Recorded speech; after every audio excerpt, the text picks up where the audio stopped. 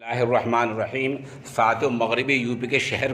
سہارنپور سے بہت ہی المناک خبر آ رہی ہے کہ مدرسہ مظاہر العلوم جدید کے ناظم اعلیٰ مولانا محمد سلمان صاحب مظاہری تقریباً 75 برس کی عمر میں اس دار فانی سے دار باقی کی طرف رخصت ہو گئے ہیں۔ یہ خبر ہمیں آل انڈیا ملی کونسل کے ضلع سہارنپور کے صدر حضرت مولانا عبد المالک مغیثی مدد اللہ نے دی ہے، ہم ان کے شکر گزار ہیں۔ انا للہ و انا الیہ راجعون۔ پسماندگان میں مولانا کے 4 بیٹیاں اور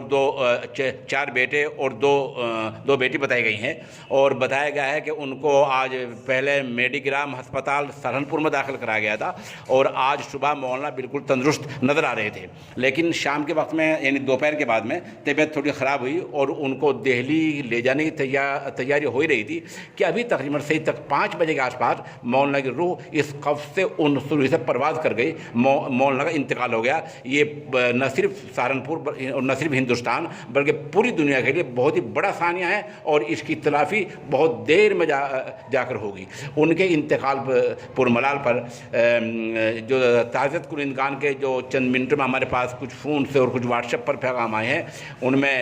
خانقاہ بوڑیا کے سربراہ حضرت حافظ پیر جی حسین احمد قادری مجددی، مفتی محمد ناصر ایوب ندوی، ڈاکٹر عبد المالک مغیثی، مفتی بلال قاسمی، اور حسین ٹرسٹ کے قاضی محمد کلیم قاسمی، مولانا شاہنواز قاسمی، مفتی اشرف قاسمی، مفتی عبد القیوم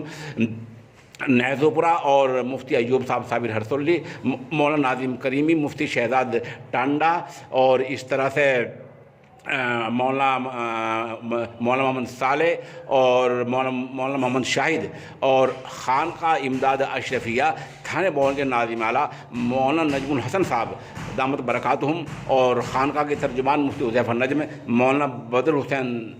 اور مولانا بدر حسن شعیب، اور مولانا جو ہے خزیمہ، اور اس طرح ہمارے علاقائی طور سے اشاعت الاسلام سے مولانا برکت اللہ امینی، جامع السعادہ سے مولانا عرفان ثاقب، اور اس طرح کافی لوگوں کے فون جو ہے موصول ہو رہے ہیں۔ ان لوگوں نے تعزیت پیش کی ہے۔ ادھر مفتی بلال قاسمی،